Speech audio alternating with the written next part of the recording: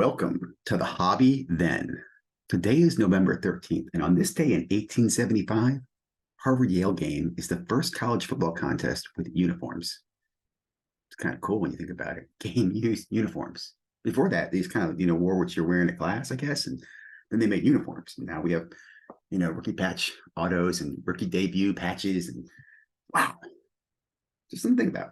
Look, welcome to the Hobby Then. I'm ZiggyNo. This is a new weekly channel, Hope to Be podcast, where I'll be looking back at the hobby using my own content from 3, 2, and last year, from 2020, 2021, and 2022. This video was made on this day 3 years ago in 2020. Just some cool things to kind of share with you what's kind of going on. And I'll say I did a really good job in year 1 of documenting more. And you'll see this as I go to year 2 and year 3. And I get angrier too. You guys follow my channel, you probably feel the same way. Maybe it's because I saw more stuff, but I will leave links below for many of these channels so you can go and check them out. They also still have links to the channels I reference in here, which I think is really cool. I mean, some of these guys don't even make content anymore. If they do, they're not making YouTube content. There's a really cool one here with Beckett Live. This is Eric Norton, who's now at Panini, but at the time was with Beckett, and John Newman, who does a bunch of podcasts. Really good conversation there. No one is buying these basketball legends. This is a really interesting one there. The Hype, that's Mojo. A couple that just really caught my attention. What was one that I wanted to share with you? I think it's going to come up here. I know what it is. Right up here. And again, I'm not going to play the audio for you. I'm going to encourage you guys to go out there and listen to this. It's a great conversation. Again, let me set the time frame for you. This is this is November of 2020. So we've already had the August surge, and we actually had a little mini crash right now. I'll share that with you in a moment on an earlier video in the November timeframe. But this is a DJ who is the VP of Sales and Marketing for Panini on GoGTS, talking about production of retail. And in this video, which again, I'm not going to play this for you, you can listen to it yourself. I'll give you the clip below. He talks about in 2019, Panini did $2 million in retail sales at Walmarts and Targets. And in 2020, they did, I think he says 15 million. And he giggles because he says, and we didn't change the prices. It's so funny because he's right. He didn't change the prices, which means production ramped up that much, right? Like in 2019, they didn't make that much. In 2020, you guys want it, we're going to make it. In fact, what's cool here, again, my channel, this is November. I think it's on this video here on the 12th. I have some references here to, I think they're here. The new Panini products are coming out. Oh, maybe it's on this one back here. You guys can check these out. You see links here. Panini product production up, talks about that. And then also new Panini Donruss comes out in November of this time frame. I think this is also when the Hoops Premium came out, was in November, December. Because again, what's happening here, the boom's taken off in sports cards. Panini couldn't make enough to get it out to the manufacturers. They already made the print runs for that year. So they made in July, if you're following my channel, I announced this because it was on Jeremy's channel. In July, they go ahead and they start production of Clearly Donruss and Panini Hoops Premium, which then they release in November, December. So I want to point out that's a 4 to 5 month time turnaround. During COVID, they were able to make and produce a new product, which really wasn't new because again, they took Donruss and they just made it Clearly, and they took Hoops and made it Premium. So they had already had the pictures and stuff. But this is a great reminder of that time period.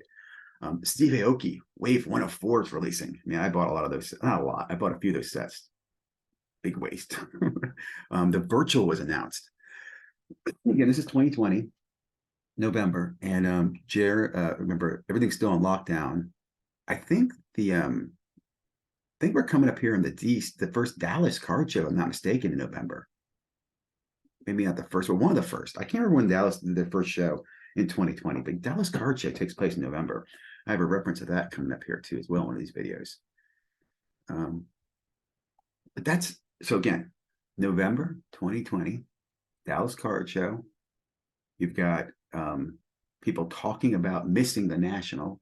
Jeff had did the Virtual for the National, and to compete with that, Bench Clear at the time did Hobbypalooza. So again, if you go back to 2020, Jeff Wilson runs the Virtual, and Ty Wilson runs Hobbypalooza, both on top of each other. And I remember this because I knew them both, and I was frustrated that they both did this. And I know Jeff announced his first, and I reached out to Ty. I'm like, Ty, really? And Ty's like, well, it's Mike's idea. I'm like, really? You're telling me Mike just decided to pick that day? Had nothing to do with the fact that Jeff had picked that date. And now, what do you guys see today? It's 2023, and just saw a video, Jeff and Ty talking about how great it is to be in the hobby and how they're going to, help each other make one. And I'm not being negative on that. I'm just sharing with you. Look at the progression of what has changed in the last 3 years between those two guys, right? They were pissing at each other, trying to run a contest on who can have the best virtual, And today, here we are. They're getting along. I guess you won't see that happen again. So he mounts as the holiday virtual. Holiday virtual was sponsored by eBay. I remember when this happened. eBay bought they gave away NT boxes and NT boxes. This is the peak of 2020, man. These boxes were going for a lot of money. People were chasing Zion. It was fun times. Trae Young surges. I want to say this is about the time that I traded Sports Card Dad, at the time Personal Finance Dad, a Trae Young PSA 10 Prism base for that picture that he sent me of the Luka, which I have to say was a phenomenal trade. I'm totally happy about that trade because look at what that card's worth. And this again shows my foresight. I knew then that these cards were not going to retain the value that they were seeing in 2020. And I thought that piece of artwork, that very unique piece of artwork that Personal Finance Dad had, I thought that was awesome. I still think it's awesome. One of my favorite pieces of, it's amazing art. Dustin didn't do it. I think his stepmom or mother-in-law did it. It's a phenomenal piece of art. I don't have it with me to show you right now, but I just love that piece of art. And that's, again, I had the foresight. God, I'm so proud of that moment. Anyway, Star Stock contest is going on this time. I was in the Star Stock contest. I think I was in the second. I don't know if I was in this one, but there was a Star Stock contest. I remember being in it. I'll tell you this. They never paid out in that Star Stock contest. They never finished it. I know I was in top 3 or 4 and then I got knocked down. I was like 6th or 7th, but they never paid out what the people were supposed to win in that. I think everybody was supposed to win something. I know we did get the account, which I think was a value of $500. I know in my account, when I finally sold off the assets, and I think I made about $100 off of my Star Stock account. Again, thank you, Star Stock. Hey, I guess I wouldn't say it was a paid sponsorship because I did do videos for them, but it's basically I won a spot in their contest by doing some tweeting or something like that, and then I enjoyed it. Baseball Card Collector Investor Dealer today, one of the best shows out there. Again, there's links below, so you can follow his links, see what he was posting that day. Cardi C breaks down CLCT, I forget what that was at the time, breaks down PSA, Money Mindset Malone. I remember him and I chasing retail together and talking on the IG, DMing each other in the mornings. We were, waiting in our lines. Hey, how many people are in your line up there in New York? And I was down here in Virginia. Just great times, man. 2020. Okay, let me go into a couple other videos. So that's today. Yesterday, I wanted to pull this up. Tom Petty wins NASCAR twice in a row. Ultra rare mascot dog food. Oh, those are some stock cards. Panini Direct Update. I think this is when Panini went to Dutch auctions, which really upset me. Great video here. High rollers. Football card market with Alex and Andy. Man. Oh, some really great football insight. I remember they were doing this in 2020. I'm like, guys, what are you going to do in the off season? Well, I want to just announce Football Card Quest is still going, man. They're doing really, really well. Shout out to Andy. He's done a great job making football cards, football fantasy content really relevant. When should you invest in rookie cards? Grading questions answered. Let's see some of these. Mealy stocks have the grading questions answered. That's an interesting one. Let's check this one out. Oh, hold on. Check out this one. This is Les Alex. This isn't Andy. Oh, yes, it is. It is. Wow, what an interesting collaboration, guys. I totally forgot about this. This was Les Alex. And he had Andy on from Fantasy Football Card Quest to talk about this. Les Alex went back to doing Magic the Gathering now. Kind of miss him, man. He had some cool stuff. He used to hang out with the PSA Collector and Boris. Remember those guys? Let me see some other ones here. Investing in rookies. Which one's that? Video is no longer available. That one's not there anymore. How about Mealy stock still here? I'm surprised the investing. There's slab stocks. This is interesting. This is when slab stocks had Mealy Pops on. Questions answered. Pretty good session. If I recall, it wasn't, terrible. Let's see if this one's still here. No, that one's not there either. So I guess Cardi C took down his video. Oh, well. Still good stuff. Okay, so let me wrap up the 3-year look back and check on my calendar here, make sure I'm on time. I want to talk about November 4th. Now, this is a week, obviously, a week plus ago. But this was interesting to me, some of the stuff that came up here. Difference between collectors and investors, darkness in the hobby. I'm going to talk about that video a lot. Here's when Panini clearly, Don went direct. How to pick player to collect, sports cards, and LinkedIn. That was a good how to pick a player to collect. I think that's Cardi C. He's still there doing that. I can't remember. Oh, look, Run Good Life's first year. This was actually a good video, man. Is this still here? Oh, I'm in a little spiff with Run Good Life, but dude, I used to be a big fan of his stuff. Oh, back in the day. I'll tell you, man, I don't forget anything. I like to, record it. Sam Dunks. Here's another one. God, remember this guy?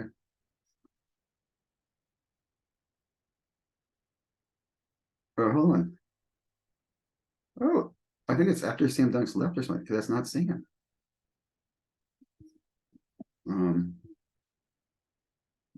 Let me pause here. Life in the Day of Trike. He's the basketball player. This is actually him, not in sports cards. This is the day of his life in basketball cards. That was a really good one, too. I forget, was that one right here? Yeah, day in life. Check this out. This is him playing basketball over in the Philippines. Really enjoyed this.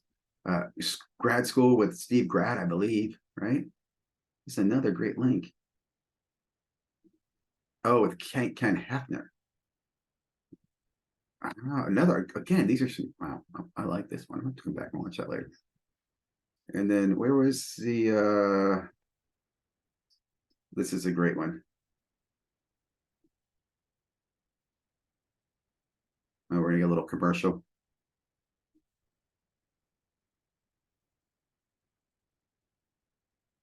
Yeah. Dude, this is cool. Very cool. Boom. That's really cool, dude. Anyway, who's now doing sports cards, great channel, big fan of his stuff. But the one I'm going to spend some time on, let's see what else. Here's what they went over yesterday. Here's what's coming on today. Fantasy Football Quest, Sports Card Live was on that night, the hype. And here's the one I'm going to spend the next moment of darkness. This was interesting because, again, by this time, I'm kind of critical of Josh. I wasn't a big fan of Josh.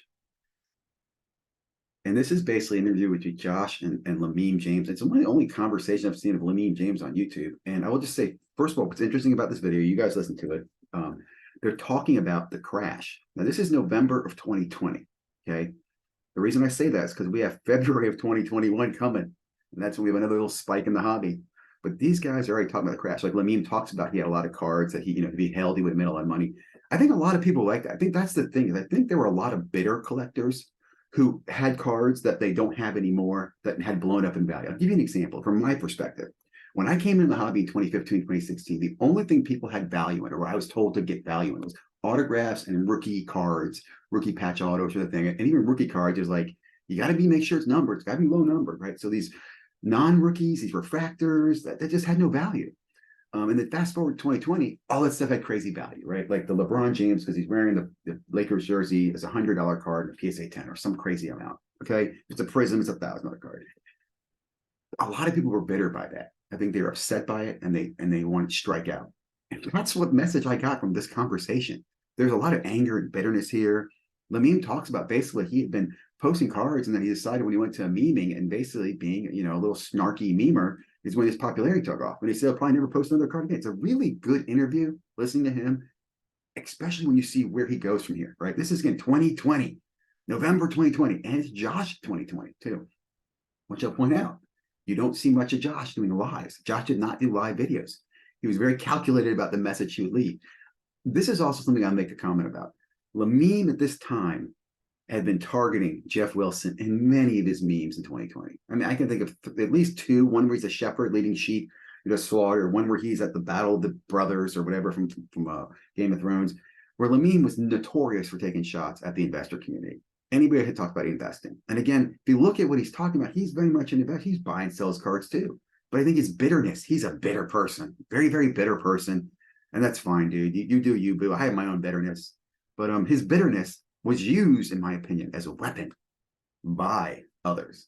And again, just the whole comment here about, like I made a comment about this in my video where he talks about this needs balance in the hobby. What they're basically arguing here for is the hobby was too exciting, too hot. Two things were going too well, and they wanted to poop on it. They wanted to see it go down. Now, let me also point out, this is November of 2020. You know what hasn't even popped up yet? NFTs. Right now, Vegas Finds was talking to me and other people about, you got to try Top Shot. And I'm like, yeah, dude, I'm not buying a pack of Top Shot. That seems stupid to me. And then by January, February, that stuff booms, right? And then February of the booming year of February 2021, when the market takes up again. And then I think you had another little jump in August. And remember this, and the reason I say this is because people will tell you in the fall, oh, that's the time it's going to be great. And this year they all told you, well, this is normally the slow season. August and November, December, we're getting in the football season. Sports are, people are just they always make an excuse on why the market or the sports card market isn't doing what they think it's supposed to be doing. There's an excuse to that. Well, guys, I hope you like that look back. Let's go ahead and jump back 2 years. 2 years. This is 2021, October. And I'll be honest, I didn't have a lot of videos going on at this time in 2021. And I'll tell you, part of it was 2021, we were going through I don't want to say it wasn't the boom of NFTs, but NFTs had kind of were peaking. And at this time, I actually bought in with Lucas Tigers and Bronze and bought one of their NFTs. We're going to talk about a little bit later on. But here, I'm talking about the correction. We've already had February of 2021. We had August of 2020, and now we're in November of 2021. And I don't think there's another spike after this time. And by this time, I do a little dance. I told you so. I told you so. Talking about sports cards, and I talk about some of the major stories that people have just been ignoring. I specifically talk about Sports Card Radio calls out PWCC. Sports Card Radio calls out Jesse Creighton. Now, I say that Sports Card Radio, if you're paying attention to this part of the video, I have been promoting you guys 2 years ago. Listening to stuff you've been telling me, and I was telling others about it. And just think about that. 2 years ago, I was telling other people about what you were telling them. And it took them another year before you guys jump on the scene, before people start listening. I love this video. Anyway, check it out. It's kind of angry. I'll say, listening to it made me realize I was very angry at this point. More of a rant video, followed up by another rant video. This one is in November 5th, around the same period. And here, I'll tell you, this is a troll or truth. This video goes into, but this time I got in a little tiff with Lucas Tigers and Bronze, right? They had done their NFT project. It wasn't going very well, which was fine, but I was frustrated by the lack of their promoting it, the lack of them even understand how to use it. Like, for example, they talked about all the stuff they're going to do with this roadmap. And I'm like, well, where's your roadmap? Like, what are you going to do? Like, well, we have to sell this many. I'm like, you only sold 250 NFTs. You want to sell, I think they want to sell 1,000 before they roll the roadmap out. I'm like calculating the month, man. Like, you want to make $1 million or something like that before you even share. It's just, we got in this tiff. And I bring this up because in this video, Andrew Goldberg, who's no longer doing content, who I do consider unfriendly communication with. I've texted him. I wished him best when he left and did the hobby, doing other things. I still, talk to Luke. What's his name? Not Luke. What's his name? Cage every now and then. Tells me my whole mission here is to tear other people down. Made me think, because I heard that from somebody else. And let me just say this: that is not my mission. If you feel I'm tearing you down, then you should look at what's going on and feel free to question me. And I'd be open to have a conversation with, did I misspeak? Did I say something wrong? I got in a discussion this week with Dustin, where he was upset by me using the term sheep when I referred to him in a message. And it wasn't meant to be mean. I don't think calling somebody a sheep is a mean thing. I'm a sheep in many things that I do. Most of us are. When I consider there's three things in that, three options in my little analogy: either a sheep, a wolf, or a watchdog. I don't think people can be a watchdog all the time. Some people, just relax and have fun. Some people are pretty, be diligent and, a little more watchful. And then other people are devious. That's just the way I see things. So I like the sheep sometimes. I wasn't meaning it as a negative term, but when I spoke to Dustin about it, I understood it. So I will try to be better when I use that term and be clearer about using it. But I go back to this and I think to myself, tearing people down. No, I was critical of your project. I tried to give you feedback. You refused. Again, you refused to speak to me. I think that's the thing that bothers me the most. People blocking. They don't want to talk to you. And I think this is a generational thing. Now, I'll just go off a little rant here while we're, in the middle of my podcast here. I think it's a generational thing. I think people don't know how to communicate. They don't like confrontation. They don't like to be challenged. They want to believe that their way is the only way. And if you're critical of it or critique it, they want to block you out. They didn't want to digest it. I'm right. And then they go get validation from other people who are going to listen to their validation. But don't you know I'm right? And I think that's a sad thing. I think it's a mistake. So I hope I hope I do this and I continue to encourage others to do talk. I've talked to Andrew, I talked to Cage, I've talked to a lot of people, and it's funny when people say to me, "Well, you seem nicer in person than you are online." Yeah, you meet me, I'm a human being too. I'm a nice person. I'm a good human being, just like you're a good human being. But when you're on, social media and I don't want to use the wrong words, just be weirful. I think we have community responsibility and we have individual responsibility, right? I'll leave it at that. But just looking back 2 years ago, looking at this little tiff I went in back then, being called a troll versus truth. You can check out the video. I'll leave links below. Let's move on forward to last year. I want to remind you, just last year. This is just last year, guys. This is just last year. What is this? What's the date on this guy? November 4th, 2022. All the boxes are tainted. I think I was recommending a boycott, which I'll be honest, I love the wax too much to boycott it. Even though I know it's stupid and everybody tells me you shouldn't buy it. I understand that. But we did, we had the hologram issue going out there where, they could tell that holograms, by the hologram, you could tell what the cards were in the product. We talked about loaded boxes. I don't think there's any question about that. I think you have to know what's in your product. Like if there was a recall, let's say the product had radioactive patches in it and they need to recall the radioactive patches. I guarantee you they could get those radioactive patches out. Okay. Just like I have a good feeling they know how many screw ups they have in many products. I think we underestimate. It's 2023, guys. Technology is not a challenge. My concern is there's no audit. There's no third party looking at this, right? We just trust this blindly. And I'm a member of that community that trusts this blindly. I feed into this, right? I wish things were different. Well, the reason I'm bringing this to your attention is that last year, this time, Jeff Wilson brought it to their attention, and he had it on Sports Card channel. And I was like, finally, someone who has a voice is trying to bring this to the attention of the manufacturers. Maybe we'll get somewhere. Well, after that, the PPP loan scandal, I think, came out. I think that was this time last year. I really did. I think it's 1 year ago. Sports Card Radio blows up, and no one gives a shit about the holograms. And it kind of sucks because I think we could have made some progress there. And we definitely, there's more videos about loaded boxes and loaded breakers. And I don't know how we can grow a hobby with so much uncertainty, fear, and doubt. Why don't we fix that? Why don't we do something to make it better? I wish we would. Next video I'll share with you. Another rant I had. This is what date is this? I think this is November 9th. November 9th. This is when Nat got called out for his card that, remember, was graded a 10 and it had a little piece of peel still on it or something like that. So they cracked it. He regraded a 10 or whatever. And, and looking back, dude, who gives a shit?